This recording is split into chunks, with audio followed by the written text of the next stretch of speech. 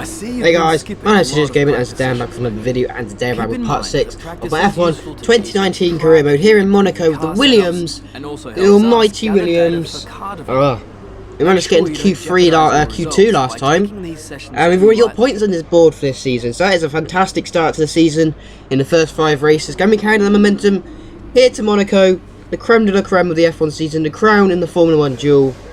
Hopefully, yeah, hopefully we can. It's going to be a very wet race by the looks of that. Dry qualifying, so that should be good. But, yeah, it's going to be a wet race. So, strategy is not really going to be playing a part in qualifying. We might as well just try and get through and on the fastest tyre and see how far we can go. Because qualifying is basically what everything means here in Monaco. But after practice, we get a pretty decent amount of resource points here. We actually did manage to complete 4 of our little practice programs in the Monaco Grand Prix. The qualifying pace was the additional one. We managed to get 473 points accumulated up now, and that's nearly enough for another minor upgrade, or if an upgrade fails, I don't know what upgrades are left to be put on this car, or that we wait. I don't know if we're waiting for any upgrades just yet, but we're close to being able to afford another minor upgrade, so hopefully that's good. Like, we'll be able to as we did actually, but we're pretty safe for that. Those ultimate upgrades, or the ultimate or the major upgrades. I'm sorry, for the aerodynamics we've got. But then again, if we get rid of that minor upgrade, then we should be able to plough towards the rest of the upgrades for aerodynamics, because that is like something that's stopping us from getting through. That's like the cork in the bottle, stopping us getting through. But yeah, practice is done. Looks like we've got a pretty decent amount of pace here in Monaco. Hopefully we can carry that pace into qualifying, and maybe we might be able to get the best qualifying of our season. But let's go into qualifying for the Monaco Grand Prix. We're here at the magical Circuit de Monaco for one of the most challenging qualifying sessions on the Formula 1 calendar. Who can add their name to the illustrious list of Monte Carlo pole sitters here today?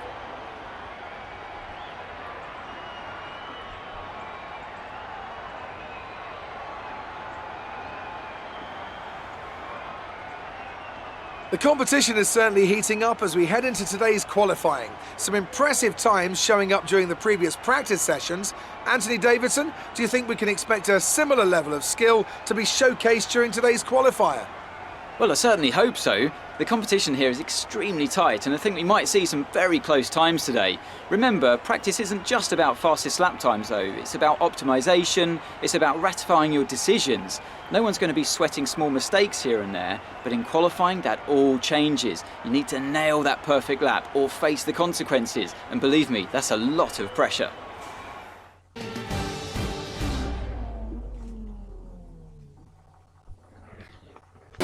So here we are in Q1. This is going to be our one and only lap time here in Monaco for Q3. I'm pretty sure. No, we actually did set a that was our setting our.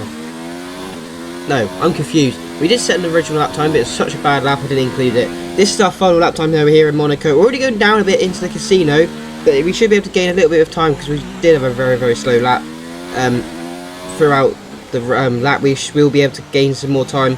We went a little bit wider there. We cut the in the first run, gain a little bit of time, go slower through the hairpin.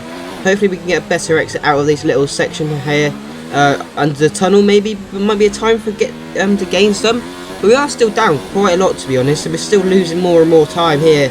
Nearly 4 tenths down on our previous time, so we need to gain a lot of time. But we did have a very, very slow line through the swimming pool section, so we might be able to gain our time through there, through to back. Nearly touching the walls there, getting as close as possible. Really bad line through the start of the chicane, but on the exit we cut the corner, gaining a lot of time here. Now into the Rascas, Anthony knows, and then through the final corner up to the line. Where's P19 as it stands? Where are we going to be? Are we going to get through? We set to 1:13.7, and that puts us P14 in Q1. Is that enough to get us through? Hopefully. No, it's not. Ah, a bit unfortunate there. That's not enough to get us through. Yeah. We had good pace in practice, but obviously we couldn't continue that into qualifying. So the track that you don't really need a bad quality. Quality is so bad. Like, it's so important here. Like, a bad quality probably is going to end your weekend before it even starts, really. So we've got a lot of work to do on Sunday. Hopefully it's possible. I highly doubt it. I think P15, like, I don't know. It all depends on the strategy that we have, and if the AI are like going on the 2-stop strategy. I know it's going to be raining, but we should be able to take the intermediates all the way to the end, maybe, or if not, we should be able to do a 1-stop. Some of the AI might try and do a 2-stop. Well, it says it's going to be raining, but sometimes on this game it can rain and you can still have dry tyres, so maybe it's maybe it's going to do that weird glitch thing where we get dry tyres on the wet track, but it's not actually that bad enough for intermediates. But let's go into the race for the Monaco Grand Prix.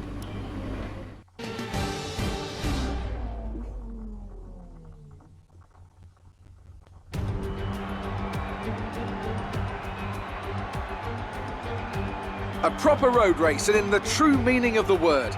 That was how Mr. Monaco, the late great Graham Hill, once described this iconic event. The cars we drive have come a long way in the intervening half-century, but still we race on those same public roads beside the Mediterranean Sea. There's no victory more coveted than that of the Monaco Grand Prix. We already see the lowest average speeds of the season here at the Circuit de Monaco, and they'll be even lower in the difficult conditions today. 19 corners make up this famous 2-mile track, and with the rain, it'll be even harder than usual to get that critical heat into the tyres. Don't be surprised if we see a safety car at some point during the Grand Prix. And I'm joined once again by Anthony Davidson to bring you the lowdown for today's race. Can we begin by having a chat about Charles Leclerc? As ever, the threat of unreliability is never far away, and indeed they'll be starting out of position today due to a power unit component change. So it's going to be a difficult task to move forward from there. Everyone has to deal with penalties or reliability issues from time to time throughout their career. You just have to suck up the pain and get on with the job at hand. Today isn't about performing a miracle to put the car back where it should be, it's about effective damage limitation. Off the back of a fantastic qualifying session, it's time to see how our starting grid looks for today's race. Valtteri Bottas lines up on pole position, and starting alongside in P2 is Sebastian Vettel. As we continue through the rest of the grid today, we have Gasly, Hamilton, Max Verstappen and Ricciardo, Hülkenberg, Magnussen, Weber and Carlos Sainz. Norris, Grosjean, Charles Leclerc and Perez, Albon, Raikkonen, Joker and Devon Butler. Stroll and George Russell ends our grid lineup, and with lights out just moments away, it's time to go down to the track.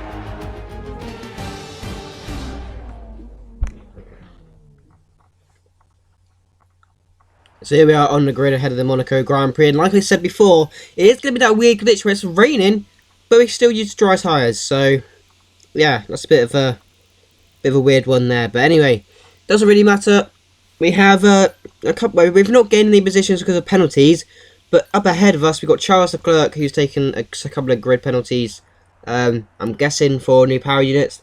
I don't think he got a penalty in qualifying, at least. Anyway, but yeah, it's not actually that heavy raining, so traction might be normal. I mean, hopefully it is, because our car under traction in the wet is not that good. As you saw in probably Spain qualifying, like, traction's car is not exactly the best. Or in this game, actually, traction in this game in the wet is really bad. Worse than 2018. I'm not sure why they've changed it, but I suppose it's more realistic and it gives you more of a challenge. So I'm not complaining. I mean, I am, but I'm not at the same time. I'm always up for a challenge. But yeah, we need a good start. Going into I can't say it. Sandavon. I give up. I just sound like a retard now. But into turn 1 at least, we need a good start. Hopefully we get past Kimi Räikkönen on the run and maybe have a little bit of a lunge up the inside of a couple of cars. Hopefully keeping our front wing in attack. And we've got 3, 4, 5 lights out of the Monaco Grand Prix, the creme de la creme, the crown of the Formula 1, the jewel in the crown of the Formula 1 calendar, and we are away. We've had an alright start. We've already been, we're already alongside one of the Toro Rossos and one of the Force India's racing points.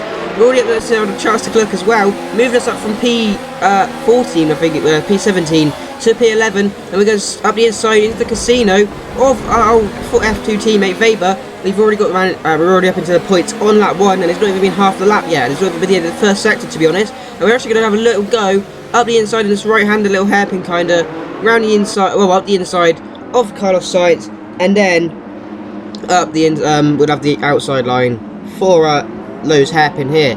We've managed to get the position back. He's also losing the position to his teammate almost. But yeah, we're up into P9 already on lap 1, and we've got Magnussen just in front of us. We nearly plough into the back of. Had to, like, we brake so late on, like, well, we spray brake normal, but the brakes on this car are just awful. But we're side by side into the back, and we're going to hold it round the outside of K-Mag. Yes, we do, and that moves us up to P8 for the Monaco Grand Prix. We have pace this race. I can feel it. We've broken some of our front wing though on that move with K-Mag, but we're back where it all started. We're on the inside of Daniel Ricciardo. We've left him. He's left us just a tad enough room on the inside of the chicane, but he doesn't leave us any on the exit. We do better get a better exit than him, and so does K-Mag. K-Mag's having a little go on him, but now a lap later we're inside of his teammate, and this is where some little contact happens. He's taking us out. He's spinning us out. I lose control, try and correct it by accidentally plough into the wall. So sorry about that, and I bring out a safety car. That's our first safety car of the season, and it comes in the Monaco Grand Prix. But throughout this race, going into the season, you get every 6 races you get a new gearbox, penalty free. This is the 6th race, so it is leaving us with a bit of a worn gearbox. Hopefully it doesn't cause us any trouble in this race, but if it is, to be honest, it's going to be at the end of the Grand Prix as we lose the back end as the safety car restart is just about to commence, and we are green flag racing now, and we've lost a lot of time because of that to Verstappen. It's taken us a couple of laps to catch him up. Get side by side through the tunnel. Are we going to have the outside line for the chicane as well? Actually, no, we're not, because Verstappen actually backs out of it and lets us have the position. So we've managed to overtake the Red Bull. That's how much pace we have in this Monaco Grand Prix. One thing I think about what's happening in this Grand Prix is on lap 10, Kimi Raikkonen is out of the Grand Prix, and this is on board Devon Butler, who's just ploughed into the back of the Iceman as Iceman's going very slowly. So a bit unfortunate for the Toro Rosso driver, losing the more positions, stuck behind the Alfa Romeo there. I was going to say Sauber. But we've had a little bit of a run, cutting the corner like we did in chicane. On Sebastian Vettel in the Ferrari, as we go around the outside. He's on the hard tyres, but still, a Williams overtaking a Ferrari round the outside of the final corner here in Monaco. What a move, may I just say. But yeah, we have pace in this Monaco Grand Prix as we lose the back end massively on lap 16 there. Jesus Christ. Pierre Gasly's actually in for his first pit stop, so we've moved up into the podium positions in this Monaco Grand Prix. And lap 20, we've moved up into 2nd place as Valtteri Bottas has made his pit stop, but a lap later we're going to come in for ours. So is Lewis Hamilton, and yeah, there's a McLaren in the pits already. Hopefully they don't hold us up. We're going to hold them up just a tad. I'm not sure why they're going very slowly, but I think they had a front wing change. But we're going to come in for our pit stop. Hamilton's already had his. This McLaren, by the looks of it, is going to hold us up. Please no. And yes, cheers Norris, mate. You've held us up. Great. Cheers for that. He was on for a P3. Are we going to still be able to get it? As Pierre Gasly actually goes past us. But I don't know. No, he doesn't. Pierre Gasly actually did manage to get past us there. And we managed to keep P3 ahead of the Frenchman. But on lap 24, it is now time for the intermediate conditions. Only 3 laps later, 3 or 4 laps later, I probably could have done the one-stop strategy in this race and not gone on to the hard. But I didn't know this was going to happen. I didn't know we was going to go to intermediate conditions, but we're going to come into the pits. And of course our team aren't ready, because guess what? Our teammate covered his pit stop. So that's a 3.9 second pit stop for us there. And that is god awful. And Perez is now going to go past us on his dry medium tyres. So that's great. So we go out in 6th place. I'll still be happy if we finish in 6th place, but I think we should be able to gain some positions if we get past Perez, who's in the pits. And Pierre Gasly has managed to do the overcut on us, I mean. Because we got held, because of our teammate, we've lost our position to Pierre Gasly as we lose the back end for the first corner.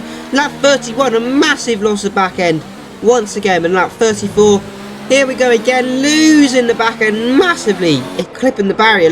Very lucky not to lose our front wing. But look at that, we lost the rear end so much, as we have gearbox issues actually. It's Daniel Ricciardo, who won the 2018 F1 Monaco Grand Prix in real life. He is now retired as we lose the back end through the final chicane in the swimming pool section. Valtteri Bottas has won the Monaco Grand Prix, but we're going to come home and in the last corner forget a very well deserved P4 in this F1 2019 career mode. That is the best result we've had all season. I mean, it's only race 6, but still, we're in a bloody Williams. We should be lapped by about 5,000 times. Well done to the team at Mercedes. What is going on? Tell me, Ant, how did they manage to achieve this win? How? Monaco is like 2018 as well. Monaco is just like, very special indeed. Some reason is where all the back market teams equalise out against the front runners because of strategy mostly, or sometimes there's trouble. As Romain Grosjean actually gets P10, that's good for the Frenchman. As Valtteri Bottas comes out on the podium, just ahead of Lewis Hamilton and Pierre Gasly, who have managed to overcut us. I feel like if Russell hadn't held us up, hadn't come into the pits on that lap, I think I might have come out and just ahead of the Red Bull, and I think I might have been able to hold on to position. But in hindsight, right, that would have been better. But that's hindsight, and you can't really take that for granted. At the time, that's how things happened, and P4, 12 points on the board. That goes with our 10th place last amount, not our last amount in Azerbaijan. In Azerbaijan we got 10th. That goes, puts us into 13 points. Like, that is just incredible. Kimi Raikkonen and Daniel Ricciardo was the two retirements. George Russell, he moved up 3 positions, but only comes to P17, so not a very good race for the other young British driver on the grid. Hopefully you can have a good result in Canada, which is next. My favourite track is we move up to P7 in the Constructors' Championship here in Monaco, and we move up into P10 in the Drivers' Championship. As well, that's incredible. I'm very happy with that. George Russell is now the leader of the 0 point gang at the bottom. But yeah, let's speak to Claire after that fantastic result here in Monaco. That race put you ahead of your old FT teammate in the championship. How competitive are you two? We're very competitive. You can't be in there with F1 without being competitive. That's the answer I put. You were cutting your way through the field during the race. Yeah. Like, that was a very, we had so much pace for some reason. I don't know why, but our engineer's done a fantastic job with the power unit. But it's so easy when the car handles like this. And she says, I'm breaking all expectation. And she wants to know my secret.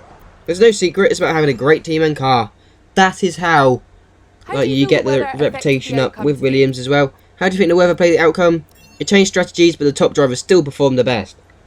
Great. I would have said that was a showmanship option, but it's a sportsmanship apparently according to this game. So I'm not complaining. We're going to get 2 points over our teammate in the rivalry, moving up in us to 28 points and 2 away from winning this rivalry, our first rivalry of 2019, as we get a pretty decent amount of resource points. We're also going to complete the race, the team's goals, get a 500 resource point bonus, which gives us up to 1,500 resource points to spend on upgrades for this Williams car, and I feel that's going to go towards a major aerodynamic upgrade. Not sure if it's going to be rear or front. Your rivals has also been invited to a historical I suppose rear isn't as important as front, because Canada's next.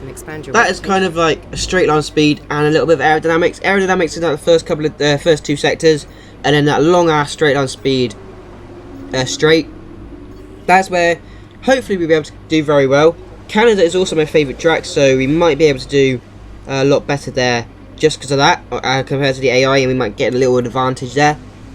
But yeah, that is a front downforce major upgrade for the aerodynamics, fitted for our car, and it should be on a car for Austria maybe, as long as it doesn't fail. I think it's Austria. It's either Austria or France, or maybe Britain, depending on if it fails or not.